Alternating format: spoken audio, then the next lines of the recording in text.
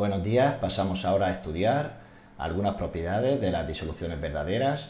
La primera que vamos a estudiar es la difusión, la cual, pues como tenemos aquí, podemos definir como el proceso de la repartición uniforme de las partículas de un fluido en el seno de otro fluido al ponerlos en contacto.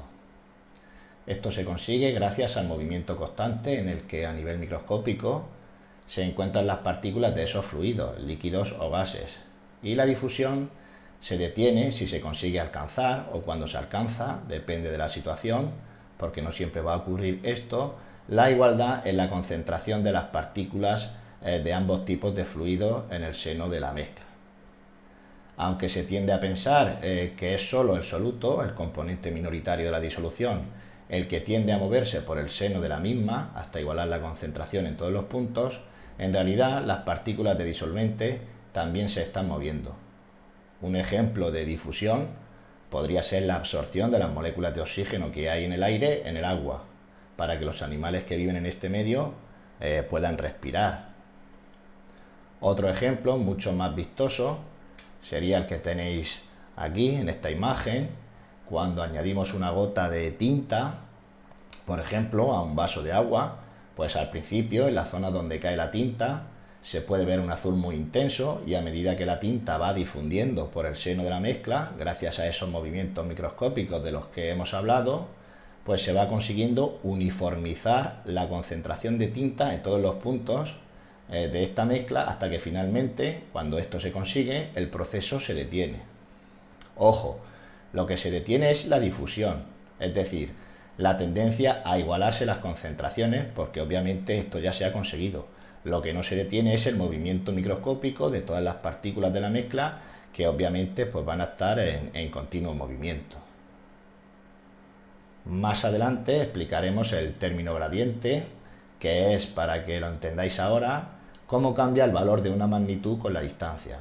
Por ejemplo, en el caso de la tinta, esta se movería a favor de gradiente de concentración, desde los puntos donde la concentración de tinta es mayor, el azul intenso, hacia los puntos donde la concentración es menor, no hay color azul o este es más pálido. Como este movimiento es a favor de gradiente, en este caso de concentración, pero bueno, podemos tener gradientes de distintas magnitudes, de presión, de temperatura, de carga eléctrica, etcétera, pues al ser, como digo, a favor de gradiente, hablamos de difusión pasiva. No tenemos que aportar ninguna energía extra para que esto ocurra. De todas formas, más adelante veremos con más detalle esto de pasiva y activa. Otra propiedad de las disoluciones verdaderas va a ser la ósmosis. La etimología de esta palabra viene por un lado del término osmos, que significa acción de empujar, impulsar, y el sufijo sis, que significa proceso, ¿no? Entonces, en este sentido, la ósmosis sería la acción o el proceso de empujar o impulsar algo, entre comillas. Ya veremos que en biología ese algo pues va a ser el agua. Vamos, aquí el agua nos va a salir hasta en la sopa, nunca mejor dicho. Entonces, pues como podemos ver en este dibujo, aquí tenemos un vaso en el que hay una membrana semipermeable. A la derecha aparece una disolución que es hipotónica respecto a la de la izquierda. Esto de hipotónico y de hipertónico lo vamos a ver a continuación.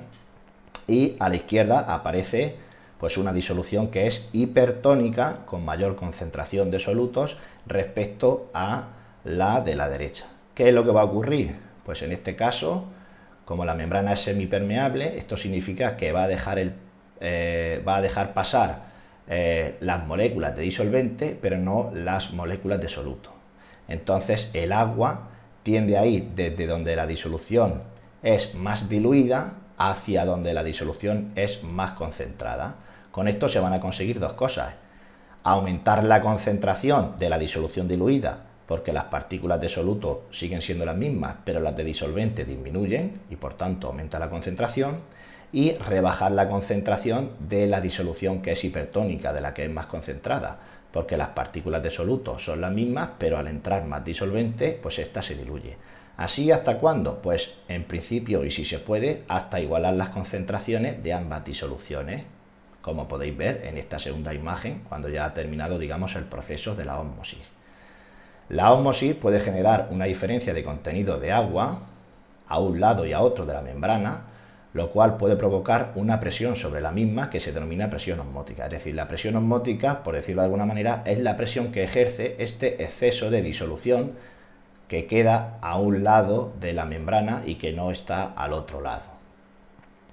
También podemos interpretar la presión osmótica como la presión que sería necesario aplicar para detener el flujo de agua a través de la membrana semipermeable.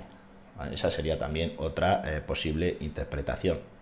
De hecho, en la ósmosis inversa, pues si aplicamos una presión no solamente igual, sino superior a la presión osmótica, pues vamos a hacer justo lo contrario. Pero no quiero entrar ahí para no confundirnos.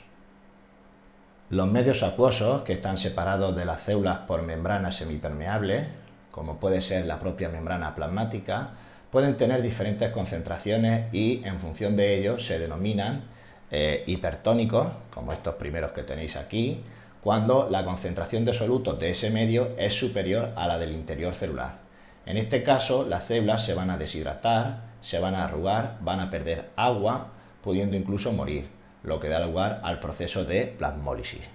El agua tiende a salir del interior celular, donde la disolución es más diluida, hacia el exterior celular, donde la disolución es más concentrada, con el fin de aumentar la concentración de la diluida y diluir la concentrada hasta, si es posible, igualar esas concentraciones. Pero claro, en un caso extremo, pues como podéis ver aquí, la célula pues, puede llegar a arrugarse, a perder muchísima agua y se puede dar ese proceso de plasmólisis. Por otro lado, podemos hablar de medios hipotónicos cuando la concentración de solutos de ese medio es inferior respecto a la del interior celular. En este caso, el agua tiende a entrar en la célula, ésta se hincha, se vuelve turgente e incluso, en un caso extremo, podría llegar a estallar si no dispone de una pared de celulosa, como en el caso de las células vegetales, que lo impida. Este proceso da lugar al fenómeno que se conoce como turgescencia. Esto es importante, a veces lo preguntan en selectividad y lo volveremos a recordar más adelante, ¿no? ¿Qué diferencia hay en cuanto al comportamiento osmótico en una célula animal y en una célula vegetal?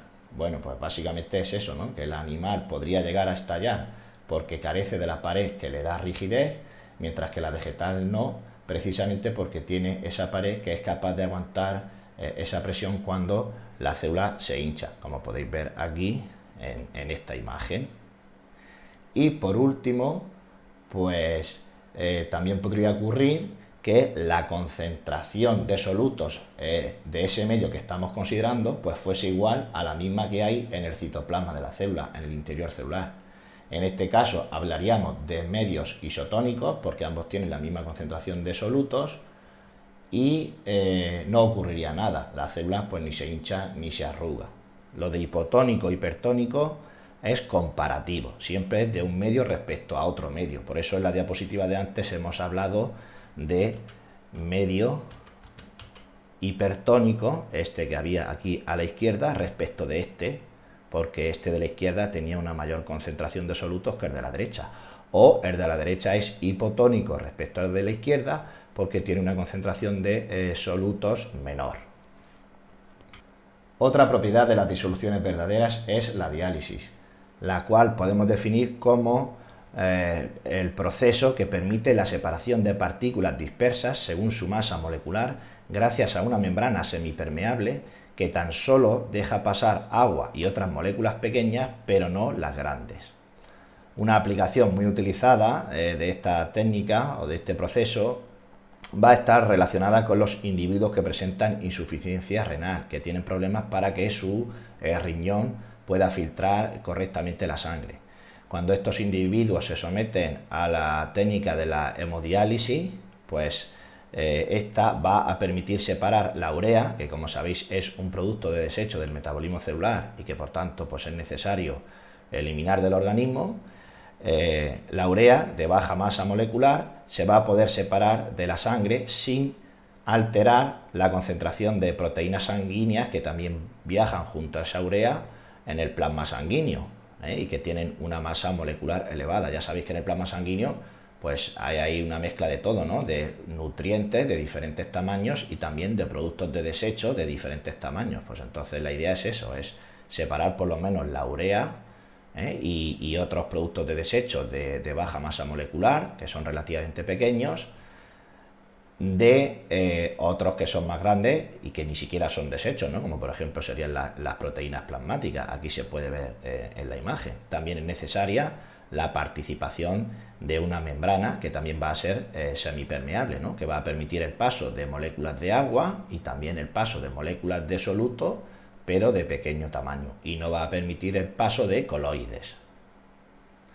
En este dibujo pues aparecen representados los tres procesos que hemos estudiado, ¿no? La difusión, aquí podemos ver cómo se genera ese gradiente de concentración que se tiende de alguna manera a aliviar cuando las partículas de soluto se van mezclando con las partículas de disolvente hasta que finalmente se iguala la concentración en todo el seno de la mezcla. La ósmosis, con la participación de esa membrana semipermeable que mencionábamos antes. Aquí en este caso solamente se va a mover el disolvente, ya que la membrana no va a dejar que pase el soluto, y el disolvente en los medios biológicos, como hemos dicho ya en muchas ocasiones, va a ser el agua, y va a ser precisamente esta sustancia, ¿no? El agua, la que se mueva desde la disolución más diluida hacia la disolución más concentrada. Y la diálisis, pues como acabamos de ver, pues eso. También hace falta una membrana semipermeable, pueden pasar el agua y pueden pasar también algunas partículas de soluto, pero de bajo peso molecular y de pequeño tamaño. Y por último, en esta diapositiva podemos ver una especie de resumen con las propiedades características de estos tres procesos. No lo hemos comentado, pero en la difusión pues también podrían aparecer membranas, pero si así fuera tendrían que ser permeables y no semipermeables a las sustancias consideradas, es decir, tanto a las partículas de soluto como a las de disolvente. Esa sería un poquito la idea, permitir el paso de estos dos tipos de partículas en las dos direcciones. Por eso la membrana, si la hubiera, en el caso de la difusión, sería permeable y no semipermeable como en los otros dos casos. En el caso de la ósmosis ya sabemos que sí o sí tiene que haber membrana, y esta además tiene que ser semipermeable, es decir, permitir que sea atravesada por el disolvente pero no por el soluto considerado, ¿no? En este caso. La semipermeabilidad de la membrana va a estar relacionada fundamentalmente con dos cosas.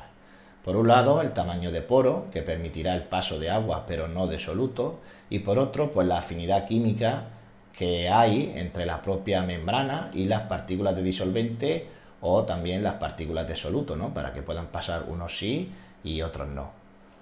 Fundamentalmente la polaridad del material de la propia membrana y la polaridad de las sustancias que tienen que atravesarla o no. Otra característica, como ya hemos visto, es que el disolvente, el agua en los medios biológicos, solamente pasa el agua, se va a mover desde la disolución más diluida hacia la más concentrada, para tratar de concentrar la diluida y diluir la concentrada y conseguir así igualar esa concentración, ¿no? Como podéis ver en este dibujico, y acordaos siempre de esa presión osmótica. Y en la diálisis, pues lo que acabamos de ver hace un momentico, también hace falta una membrana semipermeable, la cual podrá ser atravesada por el disolvente, por el agua y también por solutos de pequeño tamaño, ¿no? Que algunas veces en este contexto pues se conocen como cristaloides, y nunca van a ser atravesados por coloides, es decir, por las partículas que constituyen la fase dispersa de una dispersión coloidal.